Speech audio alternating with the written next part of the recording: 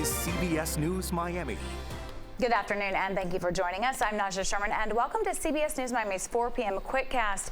South Florida is under a heat advisory right now, the first in more than a week, the third of the year, Ivan. Yeah, the third of the year, which is interesting. You know, this time last year, the month of July, we had 16. So wow. We're doing better, but not today, not so much. We're warming up fast here, and we're looking at temperatures that feel like between 100 and 105. So heat advisory goes until 7 o'clock for later on this evening with those at times dangerous heat. Now again, the heat turns dangerous if you don't use a precaution, if you don't take extra breaks, if you don't hydrate. Otherwise, we get through this every summer and we'll be doing just fine.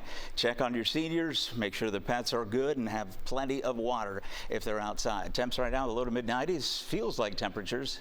There you go, 104 Pembroke Pines, Pompano Beach. Good afternoon, 107. That is brutal there. And this is going to continue for the next few days. This probably will be one of many heat advisories. And this is part of the problem, right? The showers and thunderstorms that we depend on to give us some cloud cover, some shade, and sometimes some rainfall this time of year in our wet season really are just pushing west, and there's not a lot of tropical moisture around, so these things are working against us, and that's why I think we're going to continue with low-end rain chances until we get to next week. I think by then we'll have conditions that will be much more conducive for making rainfall here. When you have a dome of high pressure on top of you, that is a difficult setup here meteorologically to get any shower and thunderstorm activity going. Let's check on the tropics today. It's the last day of July. August starts tomorrow, and that is when we start climbing that big mountain heading up to September 10th, our peak of hurricane season. Look at this.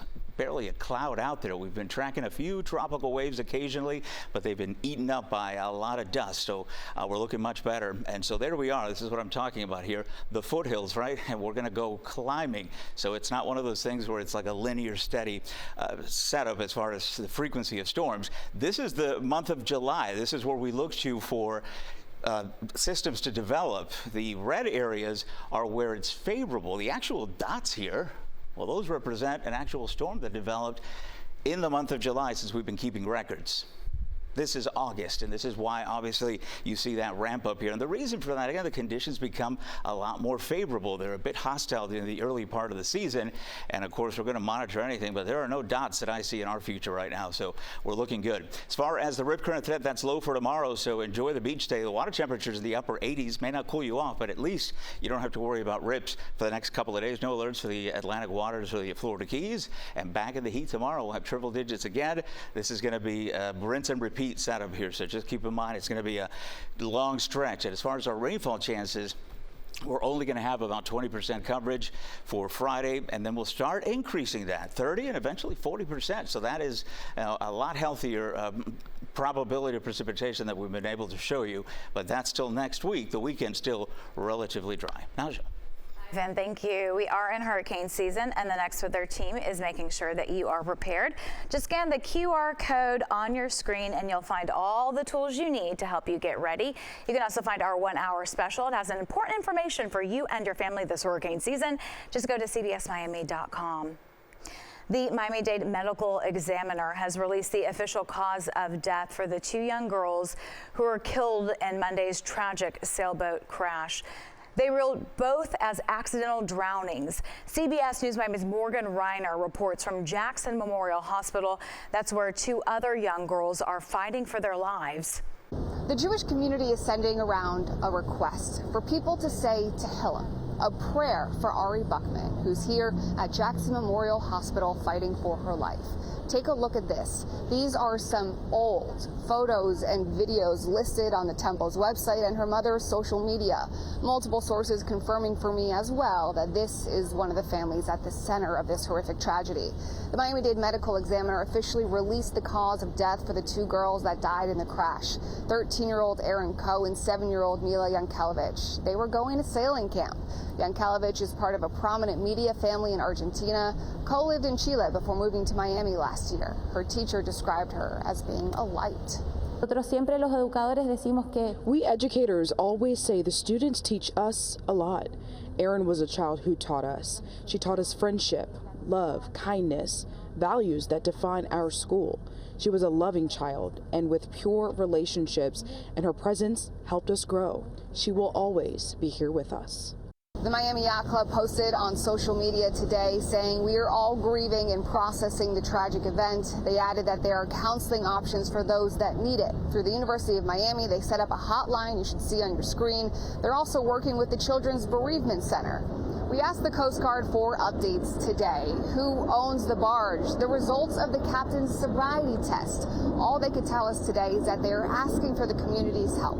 Do you have any photos or videos of the crash? You name it, they want it. At Jackson Memorial Hospital, Morgan Reiner, CBS News, Miami.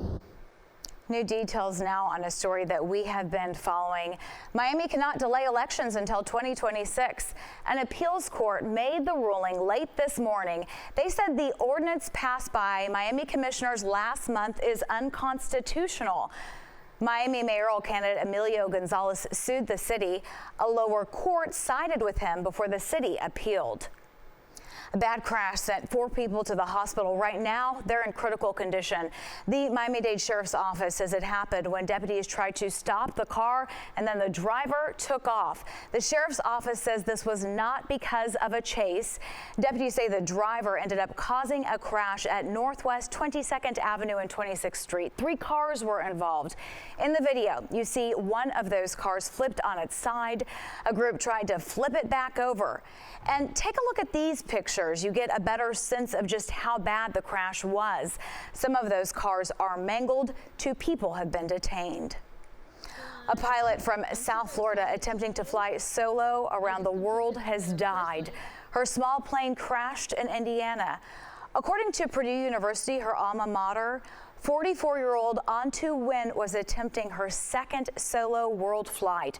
She became the 10th woman to do it last year. Her plane was seen spiraling to the ground shortly after takeoff from Indy South Greenwood Airport. Nguyen's plane crashed into a ditch behind a gas station. She founded the Dragon Flight Training Academy in Pembroke Pines. No one else was on the plane, and no one on the ground was hurt. A celebrity hairstylist is behind bars accused of trying to lure a teenage girl for sex. Police say the victim was 13 when they first met, and that hairstylist was arrested while driving to meet up with the teen. CBS News Miami's Bree Buckley reports from Miami Police Headquarters. We just spoke to Miami police earlier today. They tell us that the 15-year-old victim was actually a client of his and he was messaging her inappropriately. Now, police also say that he was sending her money as well, and that's how her mom found out. She got a notification for an Apple Wallet deposit, ending up going through her daughter's phone and saw the inappropriate text messages. She contacted Miami police and they took over her account and started messaging him. They staged a meetup and he was arrested last night. Now, he's known as a celebrity hairstylist, posting on his Instagram page that his clients include Hailey Bieber and Sophie Turner. He works in Miami and New York City, according to his website. We went to the salon that he says he works at in Miami and spoke to other stylists there who say they were shocked to hear the charges. They didn't want to talk on camera, but tell me they all independently rent chairs and don't always work closely together. He was going to bring condoms and vapes. Once we stopped him at the location, he had the condoms and he had the vapes. It's unacceptable, absolutely. You know, if he is guilty of that, he's got to be punished completely, you know, to the full of the law. He's also charged with possession of cocaine that was found in his car when he was busted for the staged meetup. Now he's expected in bond court later today. In downtown Miami, Bree Buckley, CBS News, Miami. When we come back, a last-minute scramble to make deals. President Trump's tariff deadline just a day away. What that might mean for your pocketbook next. And Marlins baseball will be back on CW Miami 33 tomorrow night. Don't miss it as the Marlins take on the New York Yankees at Lone Depot Park. First pitch is set for 7:10 right here on CW Miami 33.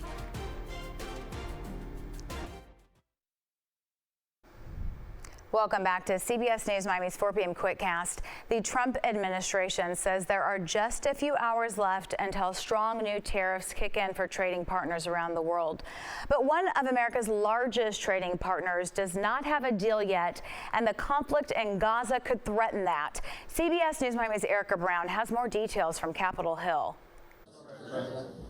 As President Trump's trade deal deadline quickly approaches, he's announced a 90-day pause on higher tariffs for Mexico to allow negotiations to continue. But other trading partners who haven't reached a deal will see increased tariffs kick in on Friday. The rest of those countries that either do not have a deal or have a letter, they will be hearing from this administration by the midnight deadline tonight. So yes, tomorrow, August 1st, the reciprocal rates will be going into effect. Trump also says Canada's recent plans to recognize Palestinian statehood could threaten trade talks between the two countries. The White House says recognizing Palestinian statehood rewards Hamas, which still holds Israeli hostages. But the administration also acknowledges Israel's reluctance to allow critical food aid into Gaza. Where the backlash begins Hamas.